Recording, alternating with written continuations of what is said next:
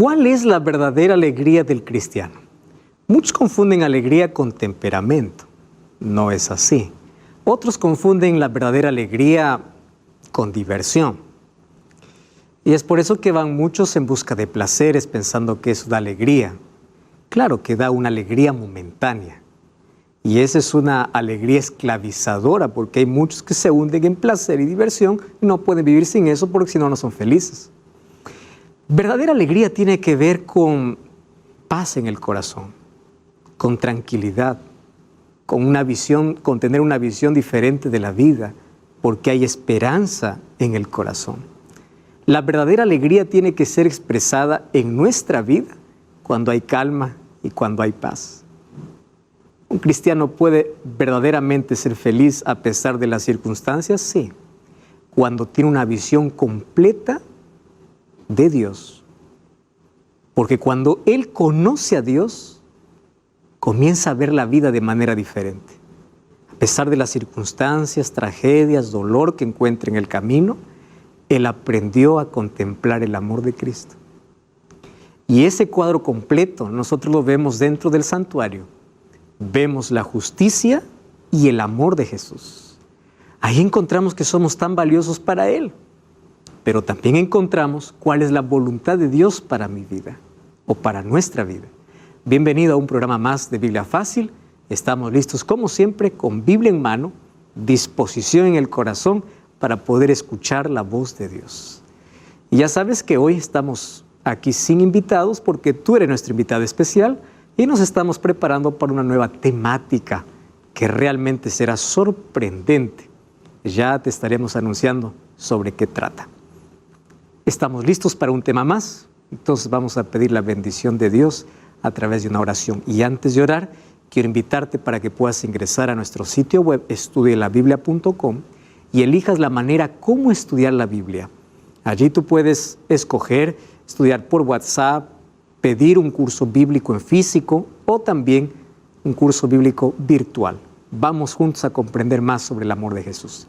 Vamos a abrir nuestro corazón, vamos a hablar con Dios.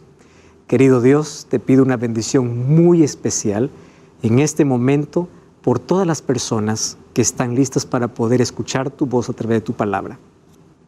Yo soy apenas un ser humano, mas quiero que tu Santo Espíritu, por favor, toque nuestro corazón. A comprender cuál es tu voluntad y cuál es ese maravilloso plan de salvación que trae tanta alegría a nuestro corazón, a pesar de las crisis y circunstancias por las cuales estamos pasando. Danos tu bendición. Por favor, hoy queremos ser vestidos por tu justicia y queremos que Jesucristo pueda ser mostrado en su realeza como nuestro sacrificio, pero también como aquel que quiere que hagamos su voluntad. Danos tu bendición en nombre de Jesús. Amén. Muy bien, en el programa anterior hablamos sobre la relación que tenía el tabernáculo y las vestiduras del sacerdote. Y allí nosotros encontramos lecciones preciosas. Encontramos que habían 3 colores que se repiten. ¿Recuerdas cuáles son? El púrpura, carmesí y el azul. Vimos que el púrpura representa la realeza de Cristo, el carmesí representa el sacrificio de Cristo y el azul, la voluntad que nosotros debemos hacer o la voluntad de Dios para nosotros, que es la santificación y expresada ¿dónde? En su ley. Hay muchos que solamente aceptan el sacrificio de Cristo y se olvidan que Él es el Rey y también el legislador. Todo eso ya vimos en el programa anterior. Y hoy queremos analizar un poco más sobre esas vestiduras, pero sobre todo cómo se relaciona con nuestra vida y con la alegría que tiene que ver en nuestro corazón. Vimos que a través de Cristo es la única manera como nosotros podemos llegar al cielo. Él dijo, yo soy el camino, yo soy la verdad y yo soy la vida. Cuando Él dijo, yo soy el camino, vimos que según Romanos 7:2 y Romanos 10:4, la finalidad de la ley es conducirnos a Cristo, mostrarnos el camino. Y cuando nosotros guardamos su ley, lo que estamos haciendo es aceptar su voluntad para nuestra vida, porque la ley es la base de su gobierno. La ley no fue abolida en la cruz y el único que está en contra de la ley, según Apocalipsis 12:17, es el diablo. Por favor, no te pongas de su lado. Número 2, nosotros descubrimos también que Cristo es la verdad y la verdad está expresada en su palabra. Cuando dice que Él es la verdad, está representada incluso por el maná. Y según Juan 17:17, dice que su palabra nos santifica. Santifícalos en tu verdad, tu palabra es verdad. Cuando dice que Él es la vida, ya descubrimos que está representado dentro del arca de la alianza como la vara de Aarón que floreció, porque era una vara quebrada, una vara seca que un día floreció, representando que Cristo puede dar vida a cualquier persona, que aún los muertos en Cristo resucitarán. Es la promesa de Jesús. Entonces, Él es nuestro camino, es la verdad y Él es la vida. Y a través de Él podemos llegar al cielo. Entonces, Él es como una escalera. Ya vimos que así como Jacob soñó una escalera que unía la tierra con el cielo, que está en el libro de Génesis capítulo 28, en el libro de Juan capítulo 1, versículo 51, encontramos que Cristo dice que Él es la escalera. Mira lo que dice el libro de Juan capítulo 1, versículo 51. Dice así: y agregó diciendo, de cierto os digo, desde ahora veréis el cielo abierto y a los ángeles de Dios subiendo y bajando sobre el Hijo del Hombre. ¿Quién es entonces la escalera? Jesús. Y si esa escalera significa que hay peldaños para subir. Por eso es que Jesús, cuando me invita a dejar mis cargas en Él, Él me ofrece su perdón. Él me reviste de su justicia. Pero no queda allí. Él transforma mi vida. Y Él quiere que caminemos juntos. Y la vida cristiana es una vida de progresión, donde cada día al caminar con Cristo, su voluntad es reproducida en mi vida, su carácter reproducido en mi vida. Y eso es la justicia de Cristo representado por el lino fino, representando la justificación. Pero la justificación me lleva a un peldaño más, que es el camino de santificación.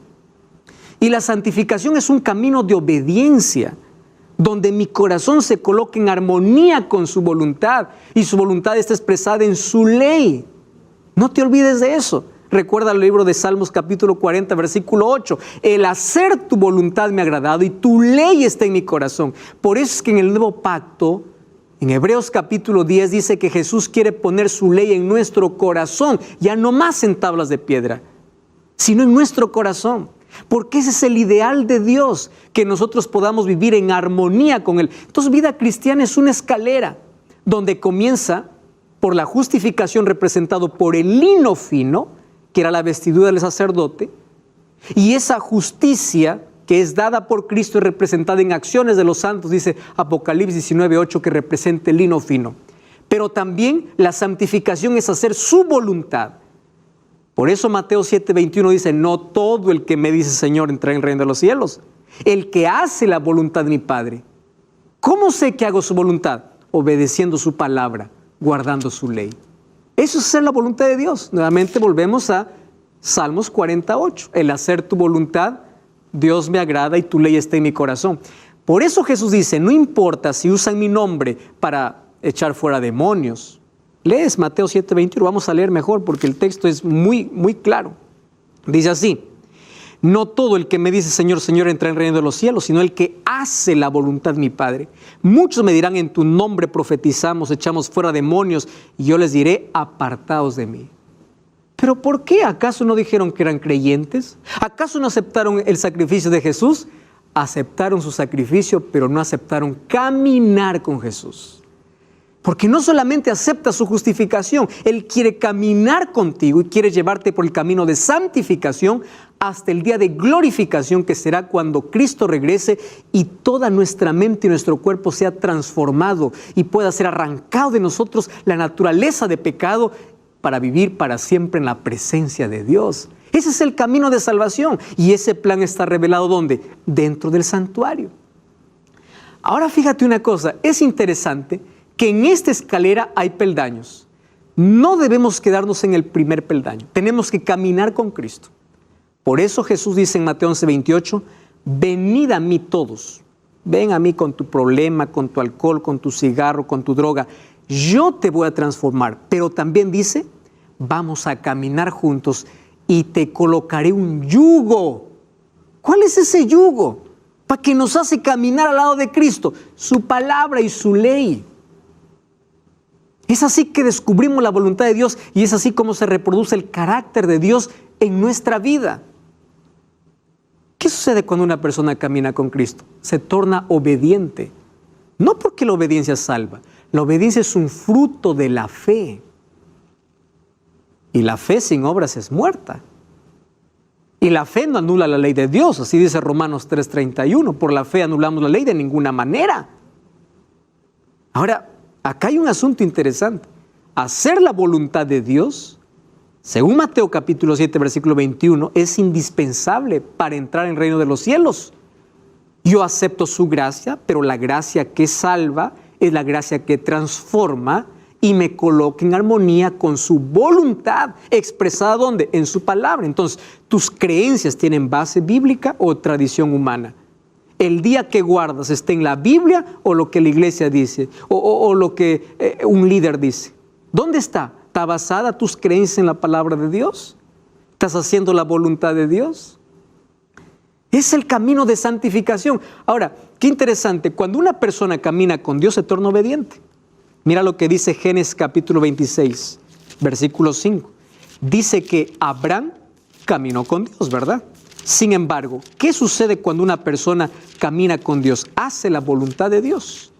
Mira lo que dice el libro de Génesis capítulo 26, versículo 5. Por cuanto oyó Abraham mi voz, guardó mi precepto, mis mandamientos, mis estatutos y mis leyes.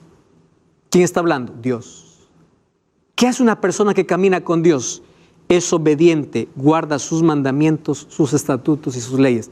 Tú dices, pero pastor, la ley de Dios desaparece en el libro de Éxodo. Y Abraham no conocía la ley de Dios dada por medio de Moisés. Es que Dios colocó siempre su ley en el corazón. En Éxodo capítulo 20 aparece la ley de manera escrita en tablas de piedra, pero su ley fue eterna. Por eso que su ley no fue dada para el judío. Su ley es dada para todo aquel que quiere ser fiel a Dios.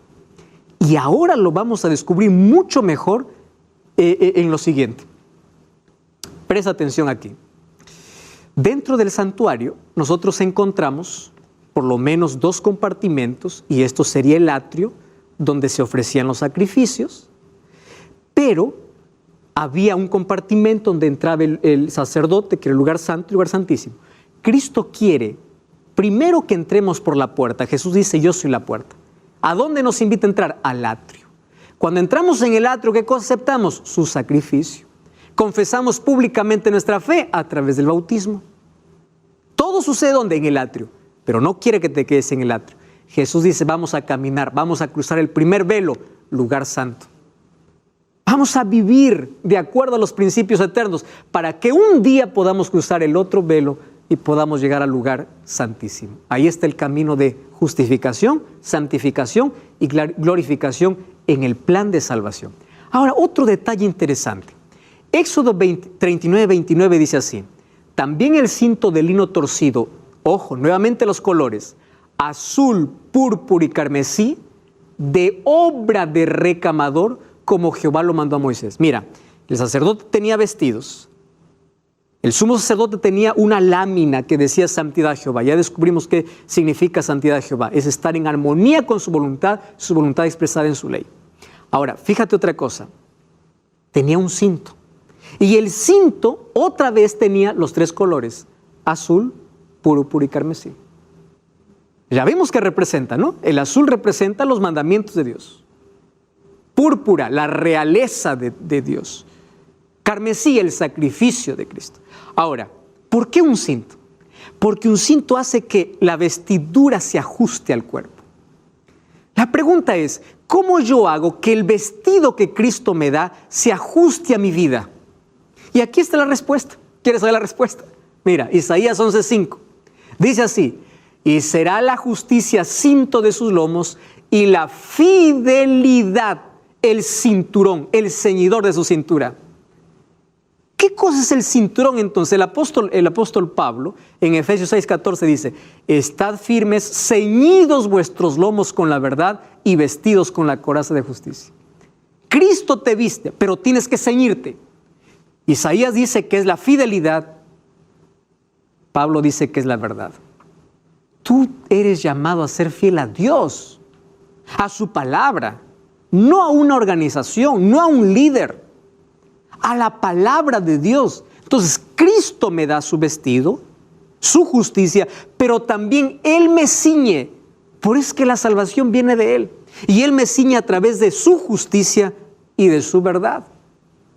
¿Qué cosa es lo que tiene que hacer todo ser humano para recibir la vestidura de Cristo?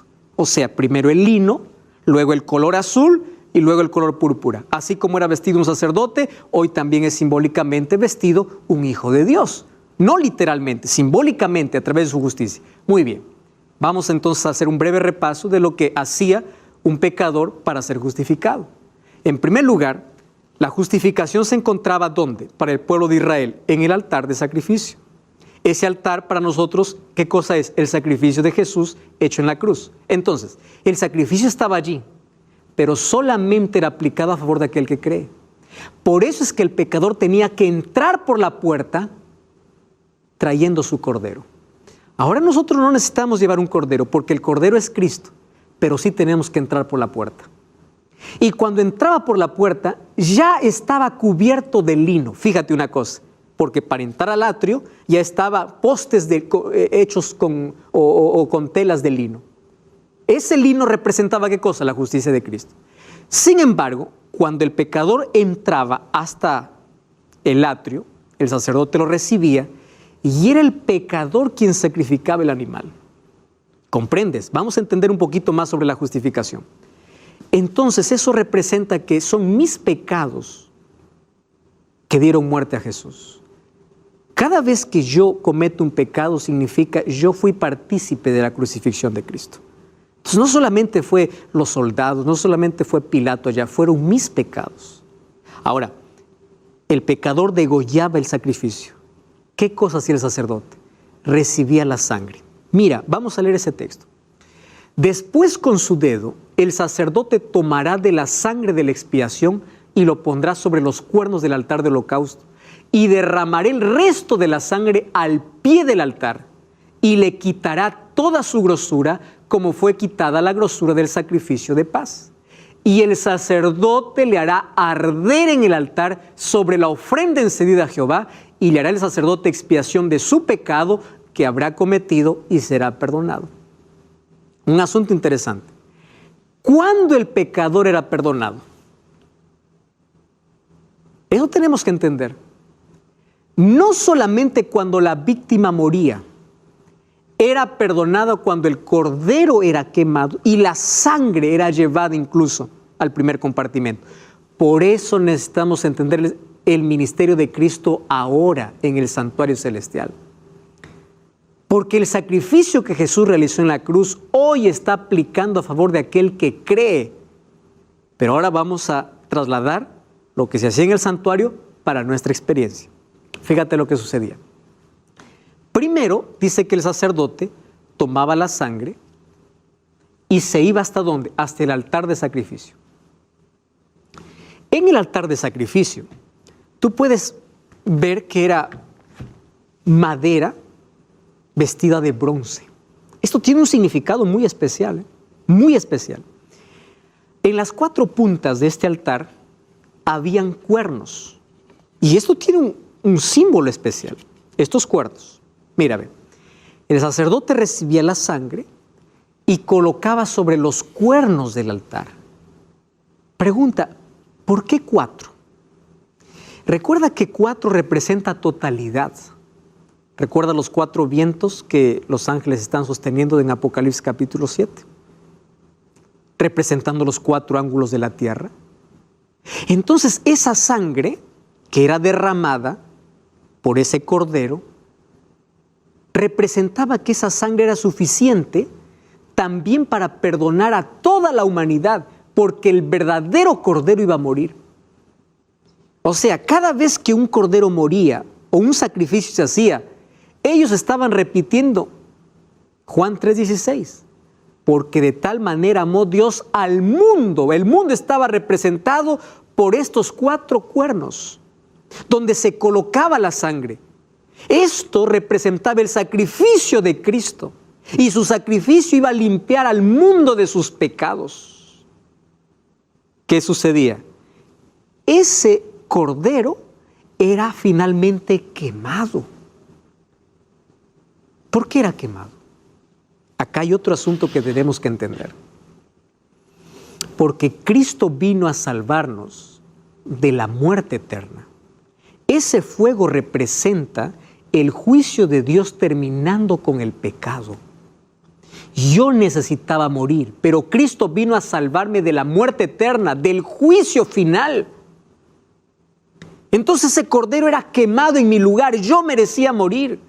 Y representaba que todos aquellos que acepten su sacrificio van a ser librados de la muerte eterna, del juicio ejecutivo. Otro detalle, este altar era de madera. Si aquí el sacrificio ardía, imagínate, la madera fácilmente arde. ¿Pero por qué no ardía la madera? Porque la madera estaba cubierta de bronce. Este bronce representaba la gracia de Dios. Hoy está cubierto el sacrificio por su gracia. Por eso es que Él paga nuestra condenación. Él se coloca en nuestro lugar. Él es nuestro sustituto y Él nos perdona y Él nos ofrece sus méritos para que podamos ser salvos. Pero un día este bronce será quitado y la madera arderá. Quiere decir que aquellos que no aceptaron el sacrificio de Cristo morirán en el fuego para siempre. La muerte eterna, donde no hay más esperanza. Por eso es que aquí en este altar de sacrificio está representado el sacrificio de Cristo, mas también está representada su gracia. ¿Y tú sabías que este bronce representa los pies de Jesús? Es interesante cómo en el libro de Apocalipsis capítulo 1, versículo 15, mira lo que dice. Cuando Juan ve a Cristo glorificado, ya en el santuario, él empieza a describirlo. Apocalipsis capítulo 1, versículo 15, dice así: sus pies eran semejantes al bronce. ¿De qué era el altar de sacrificio? Madera con bronce. ¿Y cómo eran sus pies? Dice, era como bronce. Es decir, para yo aceptar el sacrificio de Cristo, tengo que llegar hasta ese altar de bronce. Y ese altar de bronce, ¿qué representa? Los pies de Jesús. Por eso tengo que dejar mi orgullo, mi incredulidad, y tengo que rendirme a sus pies. Porque la salvación comienza cuando yo me rindo a los pies de Cristo. Y la lección más linda que encontramos esto, ya incluso vimos en el programa anterior, es con María Magdalena, una mujer pecadora que un día, siendo acusada, fue llevada a los pies de Cristo. Satanás hace lo mismo. Nos lleva al pecado y luego nos acusa y dice, merece morir. Pero nadie que está a los pies de Cristo muere. Porque a los pies de Cristo hay vida. A los pies de Cristo hay gracia. Ahora, otro asunto. Jesús allí usa su misericordia porque está a sus pies. Nadie que esté a los pies de Cristo finalmente perece. Absolutamente nadie. Y acá hay un detalle importantísimo. Ella allí fue justificada porque recibió el perdón de Dios. ¿Y cómo es que ella recibió el perdón de Dios? Jesús le dice, ni yo te condeno, vete y no peques más. En otras palabras, yo te doy mi gracia, te estoy dando una nueva oportunidad, pero no continúes en el pecado. Eso significa andar en la voluntad de Dios. Por eso es que la ley de Dios no es anulada por la gracia de Dios. ¿Cómo yo ando en la voluntad de Dios? Cuando obedezco su ley. Lo que Jesús le está diciendo es, no peques más, vive en armonía con los principios de mi voluntad. Eso es lo que le está diciendo Dios a María. Lo encontramos en el libro de Lucas capítulo 10, que Marta y María, que eran dos hermanas que estaban atendiendo a Jesús, mientras Marta estaba en sus quehaceres, María, ¿dónde estaba? Aprendiendo a los pies de Cristo. Allí Jesús le dice a Marta, Marta, muchos quehaceres te tienen turbada. María ha elegido la mejor parte, la cual no le será quitada. Ahora, aquí hay un asunto interesante. ¿Qué cosa es lo que nunca te será quitado? Cuando tú estás a los pies de Cristo, nadie te quitará, nadie te condenará. Nadie se perderá cuando uno acepte el sacrificio de Cristo. Pero Cristo no solamente te deja a sus pies. Él quiere llevarte porque Él es la escalera para el cielo, por el camino de santificación.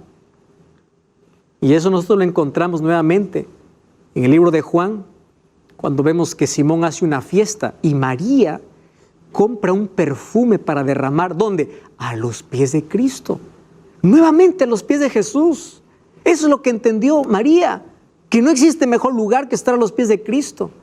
¿Y qué cosa es lo que sucedió allí? Ahí expresó su amor de manera pública, porque el perfume no se puede esconder.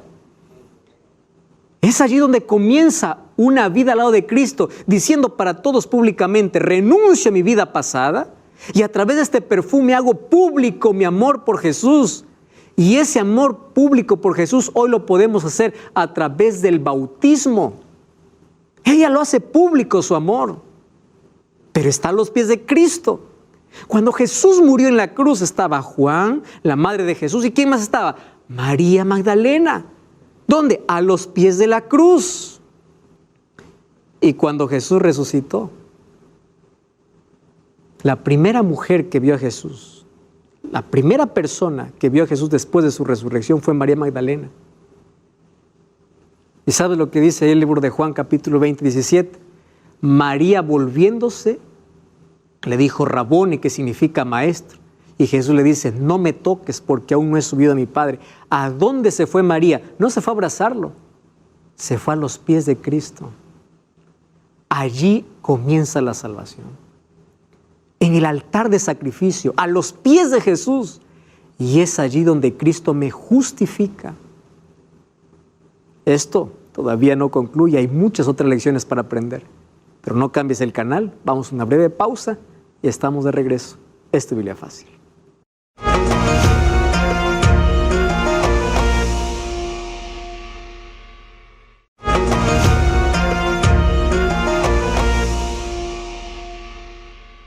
Estamos de regreso, esto es Biblia Fácil. Hoy estamos comprendiendo sobre el plan de salvación revelado a través del santuario. Y estamos viendo detalles súper importantes que tienen que ver con la manera como yo acepto la gracia de Cristo y cómo la gracia que me salva, la gracia que me transforma, es la gracia que me lleva por un camino que en la Biblia es representada como una escalera donde hay que cada vez ascender. Yo no tengo que quedarme ni en la puerta ni en el atrio.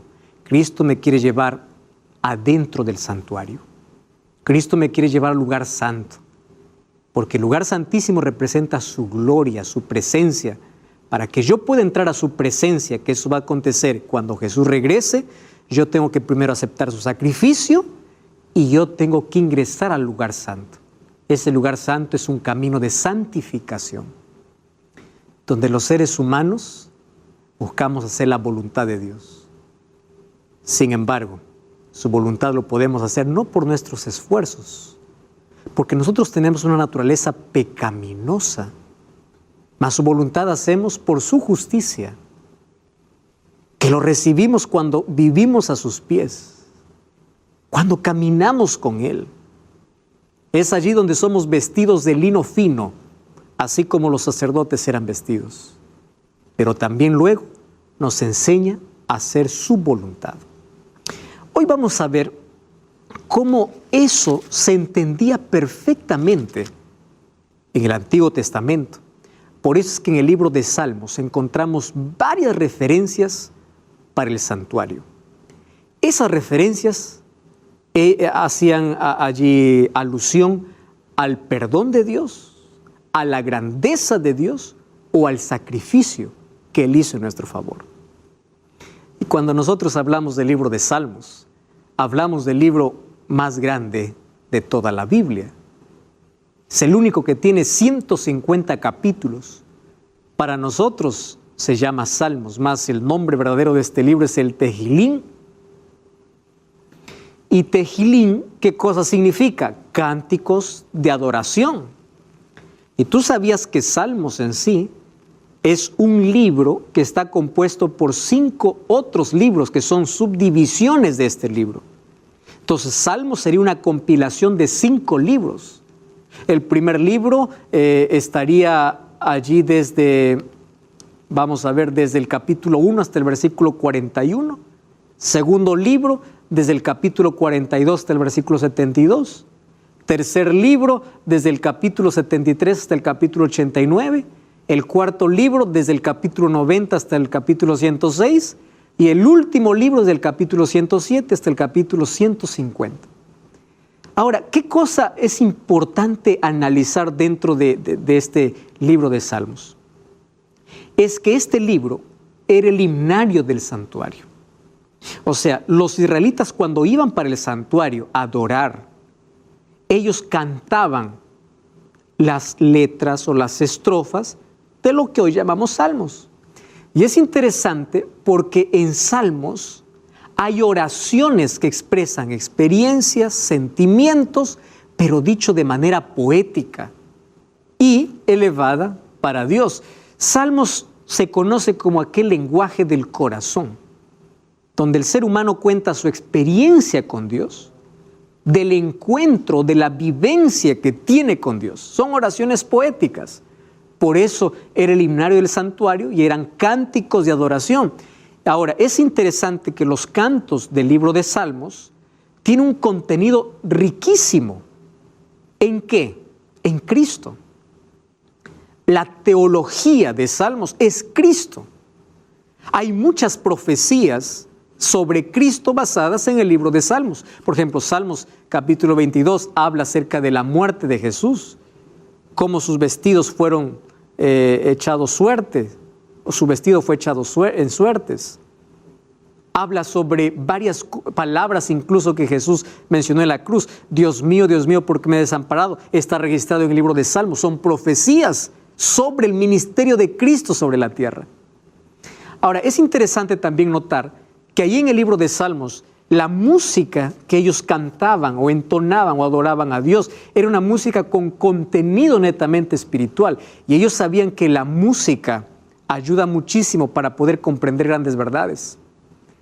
Por eso es que hoy Satanás está tan interesado en distorsionar la música, porque a través de la música él puede vender su filosofía.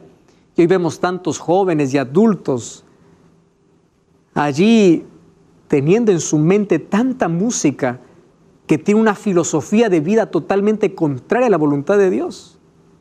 Sin embargo, los salmos nos enseñan a cantar con un contenido que nos ayude y nos lleva a hacer la voluntad de Dios. Y el contenido de su letra es cristocéntrica, no antropocéntrica. El centro no es el ser humano, el centro es Dios. Incluso nuestra música que nos lleva a adorar a Dios tiene que ser como centro Cristo, su grandeza y su poder. Ahora, encontramos varios salmos lindos. Queremos allí repasar, por ejemplo, algunos de ellos. En el último libro, o los últimos capítulos de Salmos, nosotros encontramos que eran llamados los salmos de peregrinaciones para el templo. ¿Qué significa? Habían por lo menos 3 veces al año donde los israelitas, no importa el lugar donde ellos estaban, tenían que subir hasta el santuario, hasta el templo en Jerusalén. ¿Por qué subir? Porque Jerusalén estaba en una parte alta y toda esa subida ellos lo hacían cantando. Y vamos a encontrar lindos cantos. Por lo menos 3 veces al año ellos peregrinaban. La primera era la fiesta de la Pascua, junto con los panes sin levadura. La segunda fiesta importante era la fiesta del Pentecostés. Y la tercera era la fiesta de los tabernáculos, que era lleno de alegría. Jesús, cuando estuvo aquí en la tierra, incluso participó de algunas fiestas. Juan capítulo 7 habla que en una de las fiestas Él dice, yo soy el agua de vida. Está hablando acerca de la fiesta de las cabañas o de los tabernáculos, donde había tanta alegría. Yo soy el agua de vida.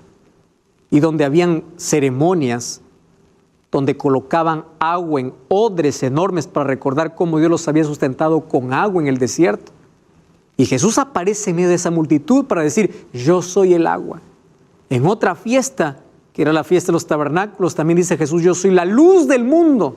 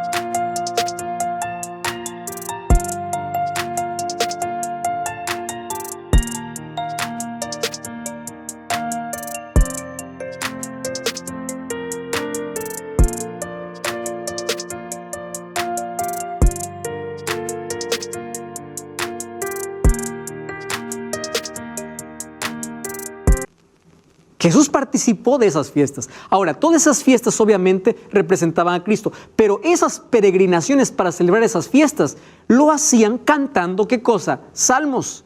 Multitudes iban allí para Jerusalén. Y me encanta repasar algunos de esos salmos de su vida o aquellos salmos que eran entonados mientras iban a ver el templo. Vamos, por ejemplo, a ver Salmos capítulo 122, versículo 1. Allí dice, yo me alegré con los que me decían, a la casa de Jehová iremos.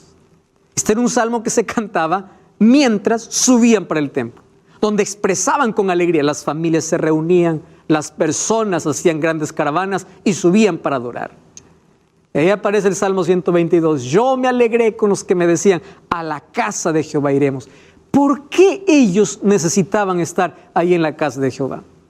Y es interesante la alegría. Mira, Salmos capítulo 134, dice así, mirad, bendecid a Jehová vosotros todos los siervos de Jehová, los que están en la casa de Jehová, estáis por las noches.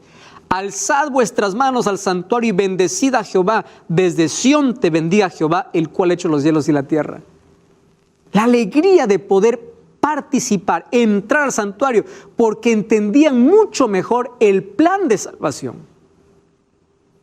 Cada vez que ellos entraban al santuario, ellos disfrutaban al saber del amor de Dios por sus hijos, porque cada ceremonia, cada culto, todo lo que se realizaba dentro del santuario, hablaba sobre el plan de salvación.